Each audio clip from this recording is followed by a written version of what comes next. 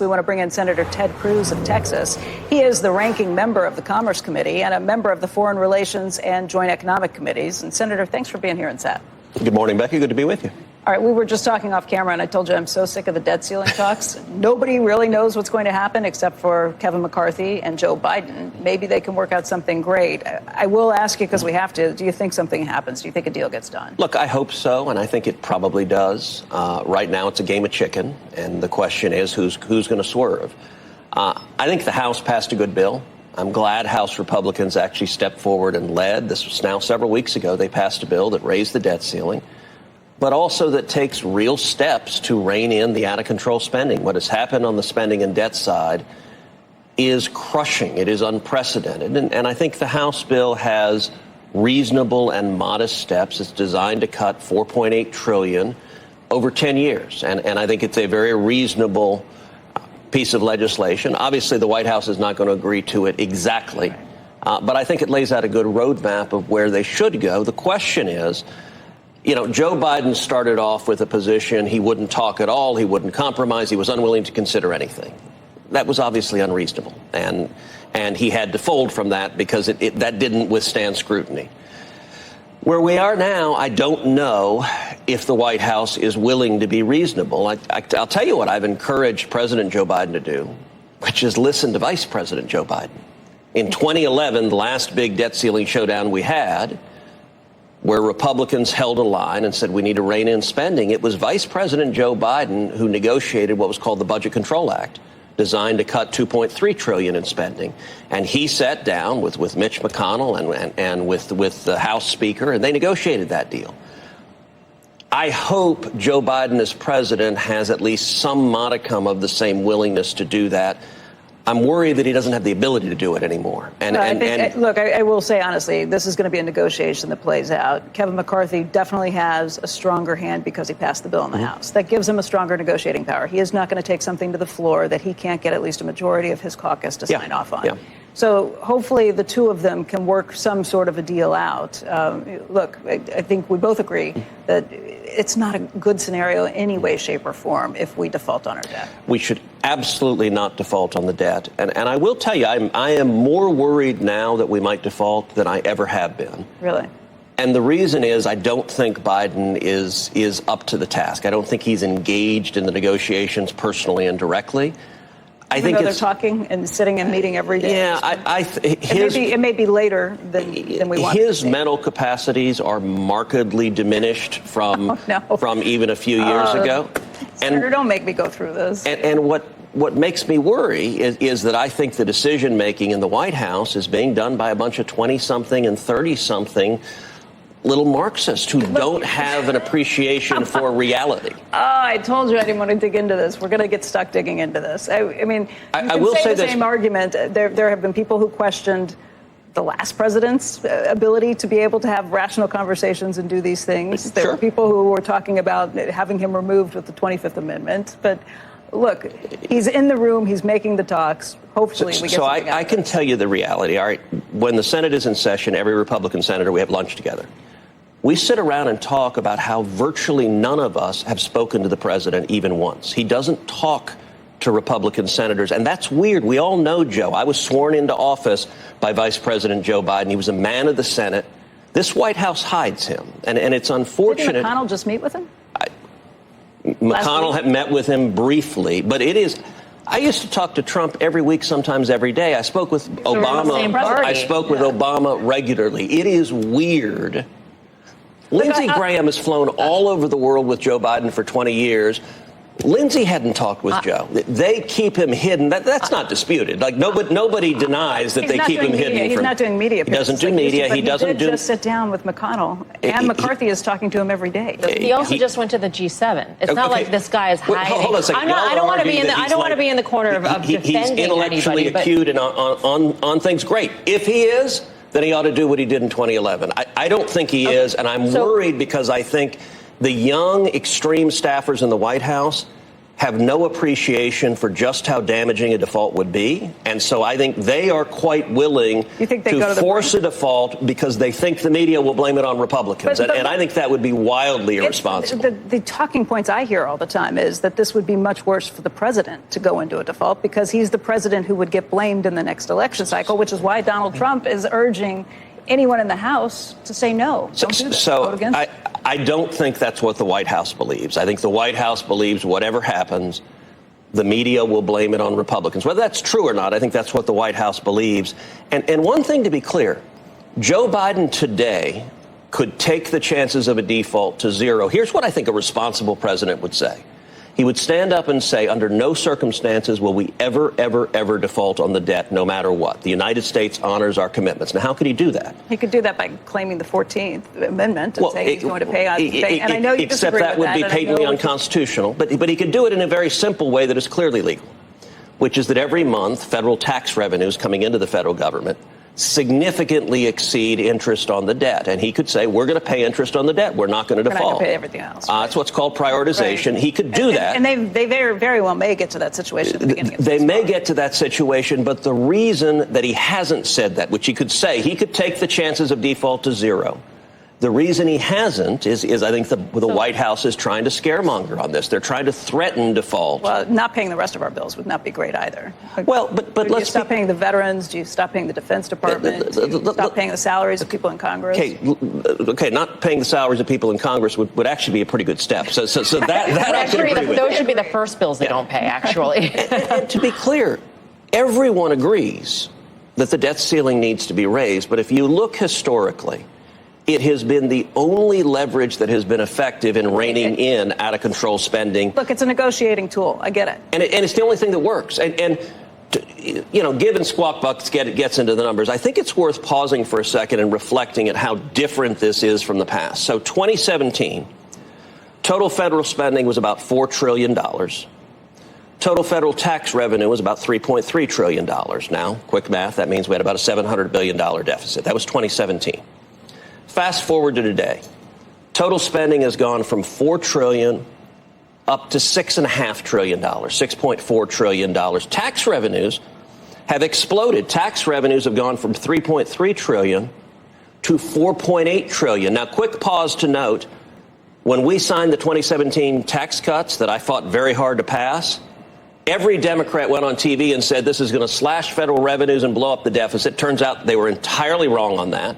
Every year, federal tax revenues have gone up, and they've gone up from $3.3 trillion to $4.8 trillion. The problem isn't tax revenues. The problem is we had a spending binge from the Democrats that has caused the national debt to go from $20 trillion to $32 trillion in 4 years. We did pass an infrastructure bill, a CHIPS bill, the ridiculously named Inflation Reduction Act. Yeah, look, I voted against those bills. Those were mistakes. You voted against the infrastructure bill, too? Yes. Okay, so there are people who would say even once we get through that, you got to cut the spending back because those are long-term projects that maybe even if they were in need of spending. And by the way, if the infrastructure bill had focused on actual roads and bridges and infrastructure that we need, I would have happily voted for it.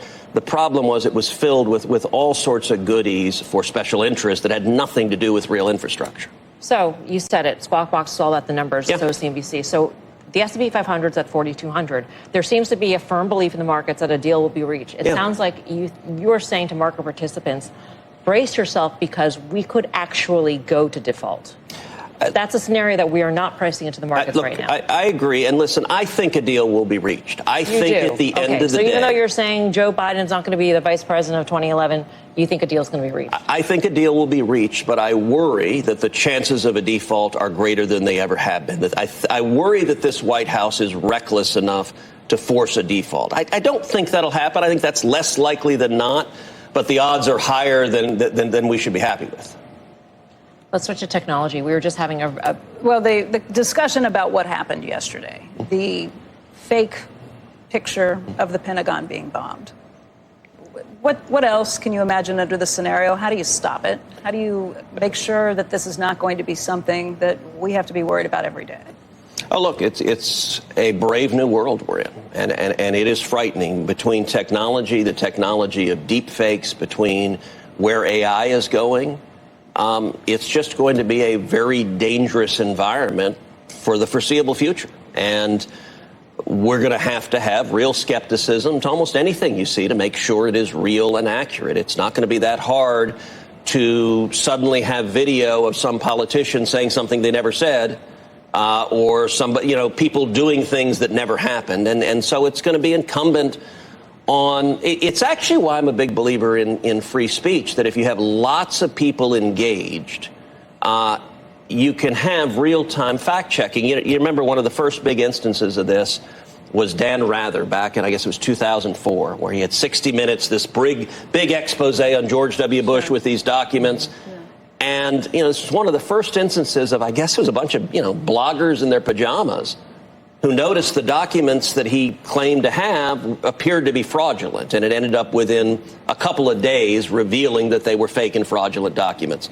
That was one of the first real illustrations to me of the power of the community of folks online being able to point to facts and correct them. And with new technology, we're going to need to do that. It's easier to do that when you have a limited number of news sources and a bunch of people fact-checking them, when everybody is a news service, which is essentially what you have on a lot of these social media apps. That becomes, it's how something can get faked and spread instantaneously, and before you have the time to fact-check it. Stock drops significantly. Yeah. There's questions about security, something along those lines. And I'd say yes and no. I worry about what has happened to much of the media. There's a reason I like coming on Squawk Box, because y'all actually talk about substance, and you get into it, and you guys are much, much less partisan than most of the other media outlets out there. One of the really unfortunate consequences, I think, of the age of Trump is that much of the media, Trump broke the media. That stations like CNN, MSNBC, they hate Trump so much that they've stopped practicing journalism. And I don't think that's good for America when people who are supposed to be journalists view their role as advocates pushing a point of view. Particularly in that context, I think it's important to have lots and lots of people where everyone can be a publisher and can press back. So the media is broken, but back to the question, is there anything Congress can do about AI? Because misinformation can spread, and it's like shouting fire in a crowded movie theater. And in this case, it could be billions of dollars in market cap shaved off the stock market, a single stock, so many different ramifications here. Well, it's not like Congress is going to be able to wave a magic wand and make AI go away. It's not like Congress is going to be able to stop criminal activity and make suddenly criminals go away either. But you signed off on an amicus brief against Section 230, and I think that's a good start. Absolutely. Yeah, look, Section 230 was passed at a time when the Internet barely existed, and it was designed to protect a nascent industry and to enable it to grow.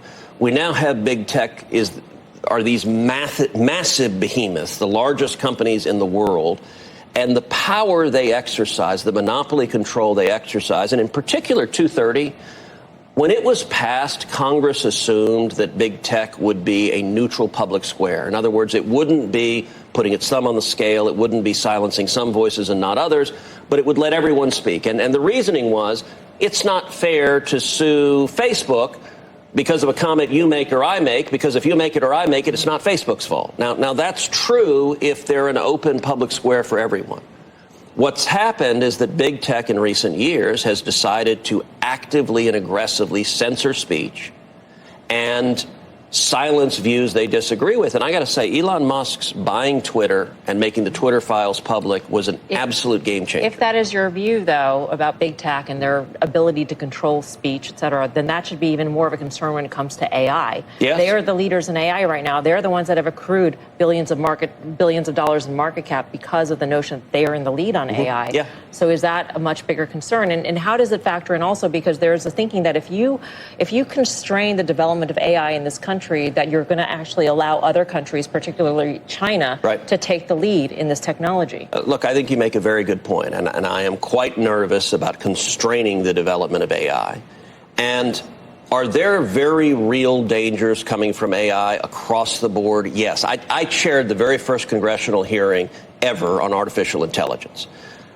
The problem is, and is there a need for congressional action on some point? Almost surely there is. But the problem is most people in Congress don't understand this at all. Look, we don't do intelligence very well, much less artificial intelligence.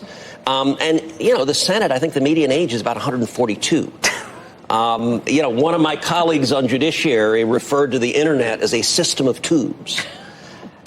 You ought to be, we should be careful asking folks who don't really understand it to regulate it. I think Congress needs to get smarter. I think we need to have hearings. I think we need to consider testimony. But I think we should proceed slowly so that we don't go in and break things. The last thing I want is for China to get way, way ahead of us on AI because government regulators have gotten in the way. So it is reasonable to be worried about where AI is taking us, but I don't think Congress is going to fix the problem overnight. Senator Cruz, want to thank you for coming in today. Always a pleasure. Good to see you.